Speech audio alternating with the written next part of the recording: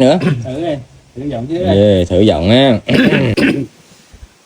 Bóng anh đi qua cầu trời đêm như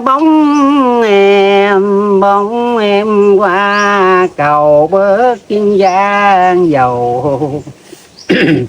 Người đi thương nhớ bóng em đi, có anh bắt dòng sông dài đồng vô như tiếng chim, tuồng em bơi đưa anh sang bờ.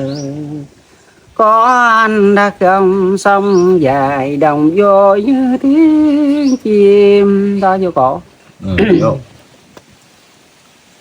Cầm thả mơ tuôn trầu trên vai, nắng có mái dầm em bay, thời gian sức manh mỗi chiến đò ngang sầu.